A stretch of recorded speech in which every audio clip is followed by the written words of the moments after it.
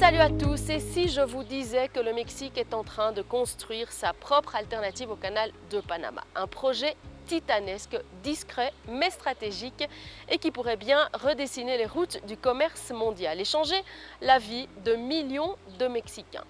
Son nom, le corridor interocéanique de l'isthme de Tehuantepec. Vous n'en avez jamais entendu parler, c'est bien normal, mais dans 5 ans, tout le monde en parlera. Aquí estoy grabando, entonces sí te voy a ver.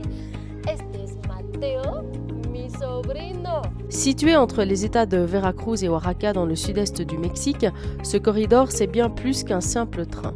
C'est un axe logistique, industriel et social qui relie l'océan Atlantique au Pacifique avec 1200 km de voies ferrées, des ports modernisés, des zones industrielles, des réseaux d'énergie, de fibres optiques, d'eau potable et surtout une ambition, faire du sud du pays un moteur économique. Initié en 2019 par le président Andrés Manuel López Obrador, ce projet fait partie de ce qu'il appelle la 4e transformation du Mexique et ici tout reste propriété de l'État, pas de privatisation, pas de concessions étrangères, l'idée rééquilibrer le développement du pays qui a longtemps tourné autour du nord et de la capitale. Alors comment ça marche ? Concrètement, des conteneurs, des voitures, du matériel arrivent par bateau depuis l'Asie ou l'Europe et sont chargés sur des trains et traversent l'isthme de Tehuantepec en à peine quelques heures. On appelle ça la logistique multimodale. À Veracruz, un système de ferrobuque permet même de charger directement des wagons sur des bateaux. Oui, des trains sur des bateaux. Des tests ont déjà eu lieu et un navire chargé de 1000 voitures asiatiques est arrivé au Mexique pour ensuite les réexpédier aux États-Unis via le corridor. Objectif à terme, 5000 voitures par semaine. Et puisque l'on parle beaucoup du canal du Panama, est-ce que ce corridor va le remplacer ? Oui et non.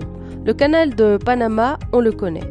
Il relie les deux océans par voie maritime, mais il a un problème majeur, il manque d'eau. Résultat, les bateaux doivent attendre parfois jusqu'à 20 jours pour passer, imaginez les pertes économiques. Le corridor mexicain, lui, propose une solution terrestre complémentaire, rapide, fiable et surtout évolutive.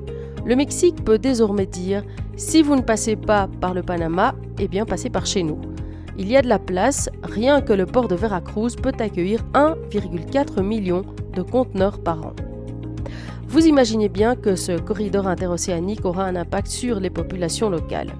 C'est peut-être ça, la vraie révolution. Le corridor, ce n'est pas seulement pour les multinationales, c'est aussi un levier social pour toute une région. Il concerne 79 municipalités, 10 parcs industriels et prévoit de générer 500 000 emplois avec des salaires plus qualifiés, mieux rémunérés et surtout plus sûrs. Les travailleurs sont issus des communautés locales, on forme sur place, on embauche sur place, on produit sur place. Et ça change tout. Fini la fuite des cerveaux, les 150 000 ingénieurs formés chaque année au Mexique peuvent enfin rester travailler chez eux. Alors il faut aussi savoir que ce n'est pas nouveau comme projet. C'est même un très vieux projet. En réalité, ce projet, ça fait 2 siècles qu'on en parle. Sous la couronne espagnole, au XIXe siècle, il était déjà question de relier les deux océans via le Mexique. Mais c'est le canal de Panama qui a gagné la course à l'époque. Aujourd'hui, le Mexique revient sur la carte avec une vraie vision stratégique et surtout les moyens de le réaliser. Le gouvernement a remis en service les lignes abandonnées, réhabilité des trains, modernisé des gares et surtout connecté le corridor au reste du pays, à la ligne F du train Maya, à la ligne vers l'Amérique du Sud et à la ligne Z entre Veracruz et Oaxaca. Alors pourquoi maintenant ? Parce que le monde a changé. Les guerres, la pandémie, les tensions commerciales ont poussé les pays à rapprocher les lieux de production des lieux de consommation. Et le Mexique est idéalement placé avec des accords commerciaux avec 50 pays, une main-d'œuvre jeune et des ressources naturelles abondantes.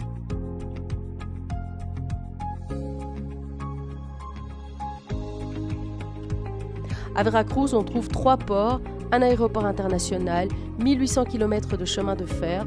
À Oaxaca, on mise sur les énergies renouvelables, les éoliennes et les routes internationales. Et au centre, un peuple prêt à prendre en main sa propre transformation.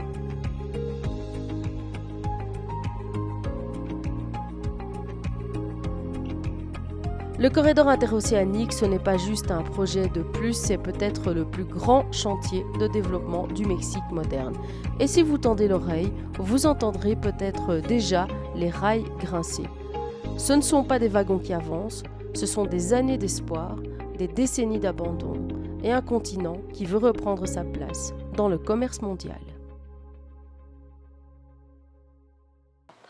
Alors entraînez-vous déjà à prononcer ces noms, l'isthme de Tehuantepec. Vous savez que l'espagnol mexicain vient du nahuatl. Vous devrez aussi donc pouvoir prononcer le port de Veracruz, qui est celui de Coatzacoalcos. Et puis n'oubliez pas, bien sûr, de visiter la super région de Oaxaca. Alors l'isthme de Tehuantepec élèvera le nom du Mexique dans le monde entier, j'en suis sûre. Ce pays qui décidément est au centre du monde. D'ailleurs, il suffit de déplier une carte du monde pour s'en rendre compte. Van a saber todo sobre México.